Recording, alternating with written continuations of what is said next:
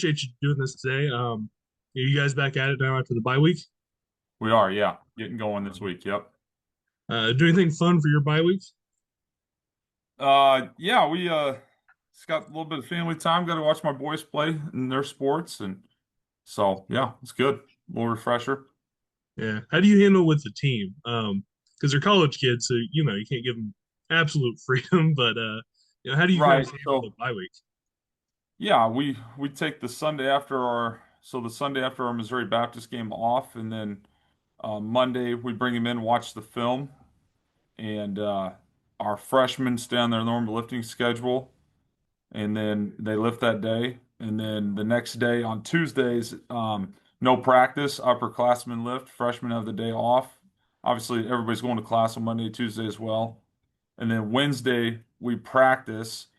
And so it's kind of like fall camp. It's, good on good, young versus young, old versus old, that type of deal. And we go a little shorter in terms of the time, but it's pretty intense. And then Wednesday or Thursday is the same thing. We're just practicing a lot of our base fundamentals, and then um, so our freshmen lift on Wednesday, our upperclassmen lift on Thursday. Then on Friday, there's no practice, but our freshmen still lift. So we're still in the weight room, and we just take one. We're just a little lighter in practice as far as our amount of reps and stuff. So you guys stay busy during the bye week. It's there's not a lot of time off then. No, no, not a lot of time off. And then Saturday, nothing for anybody. Friday afternoon, our coaches get out of the office, be with their families. And then yesterday, we had our last JV game, so we went to Missouri Valley to play that, and so that was good. It went well, and so we played 5 JV games. So and we've played in 6 weeks of football. We've played 11 games. Yeah, um, and yeah, I wanted to talk about the first half of this season, yep, and how good you guys have looked for the most part. I mean, I'm sure you'd love to be undefeated right now, but what yep. kind of stood out for you, during that first half of the season? Yeah, I thought just our leadership showed up. We had a lot of good veteran guys coming back, and we were able to adapt to a new defensive philosophy with Coach Strong as well. And just I thought we played really strong, especially offensively. The last few games we haven't really been forced to punt.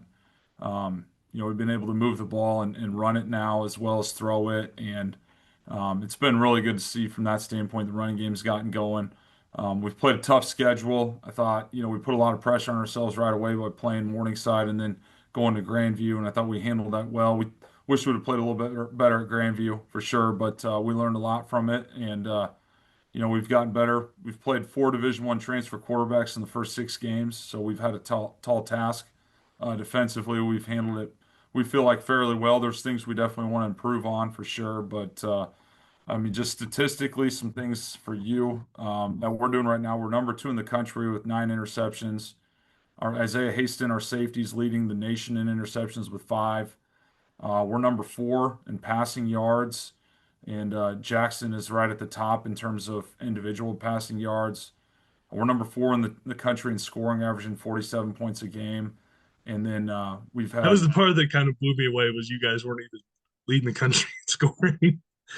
That's just correct. how good Yeah, you I guys mean, have there's been. there's some good teams out there for sure. So, and then we're balanced. We've got 19 passing touchdowns, 19 rushing touchdowns. Both of those are number 3 in the country. So I think what you see is some of those teams that are really passing it, they don't run the ball very well.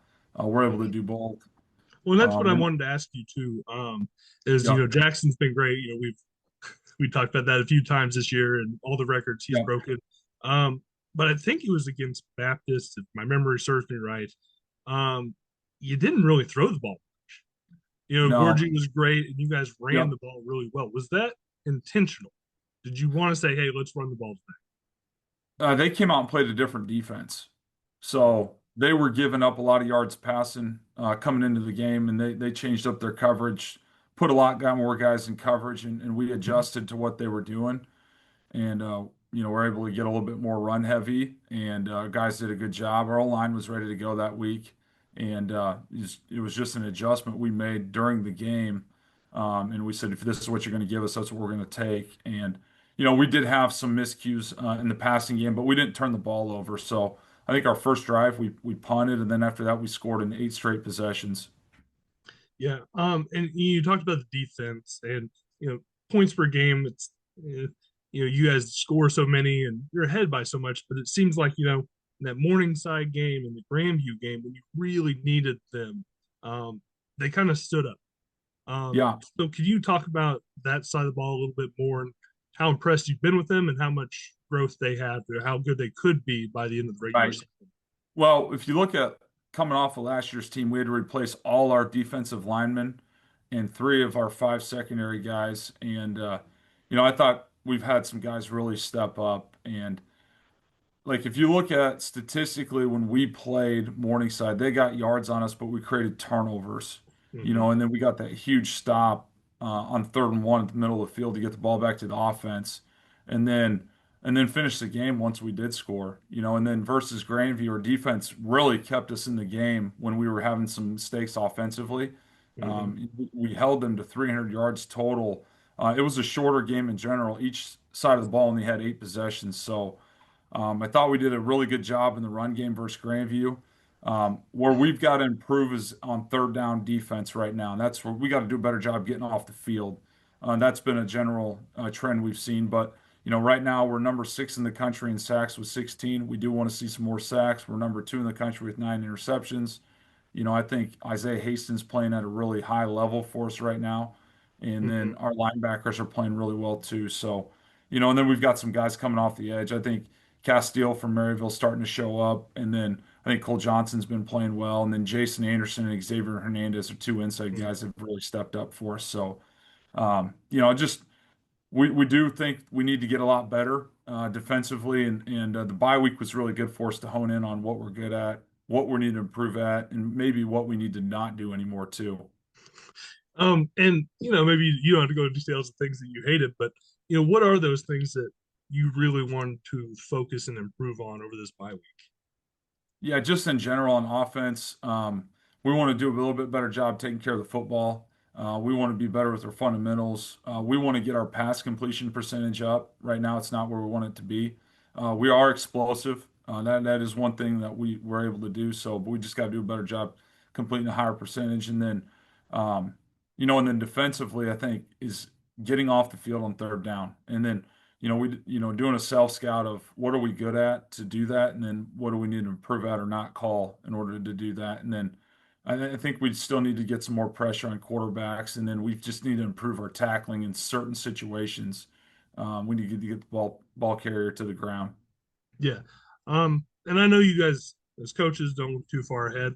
But what excites you about the second half of this schedule? Yeah, I talked with our team yesterday about it. It's like really, I look at our schedule as there's three parts to the schedule. We're just through the first part. Now it's the second part, and so, we started our conference schedule against Missouri Baptist, so we're 1-0 in the conference right now. Our goal is to win a conference title outright. That's the next step, and in order to do that, you got to have a great week of preparation for Central Methodist, who we play this next game. And so that's really what we're focused on now. All our goals are in sight.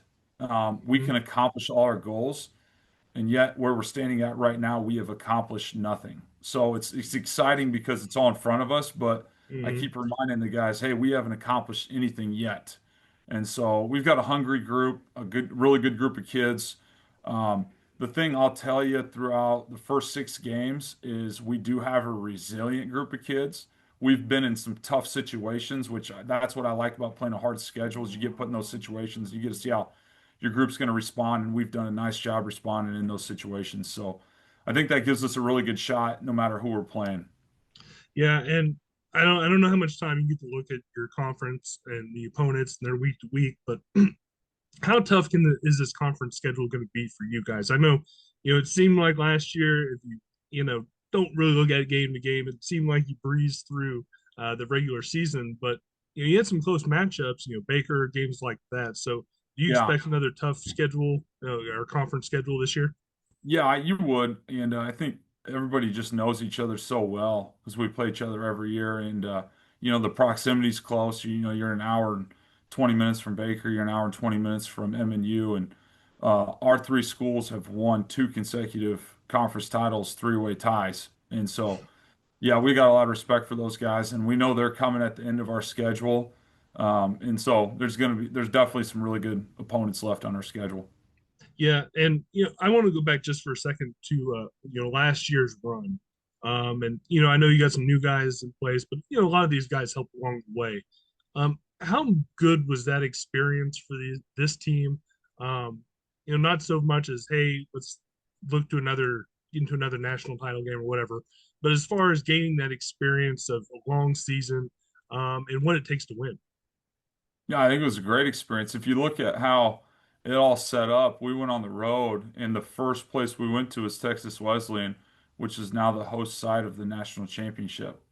And so I can visually paint a picture for our guys what does that look like? What does playing in a national championship look like? Well, we've actually been there. And so I think that's a real advantage to what our playoff picture last year looked like. And then, going to Indiana Wesleyan and beating a team that had lost only one NAIA game the last 2 years. And we know how good they are. And then going to Kaiser and playing a team that, had won a national title and played in three straight title games. And, we were just right there. So, it was a tough experience at the end to go through, tough pill to swallow, but it was a great experience for our program. And you're right, we did have a lot of guys that were on that team last year that are key players on our team this year. Well, Coach, I appreciate you taking a few minutes. I know you're a busy guy, so best of luck Yeah, this week, and I look forward to you guys getting back to Atchison. thanks a lot, Anthony. We'll see you.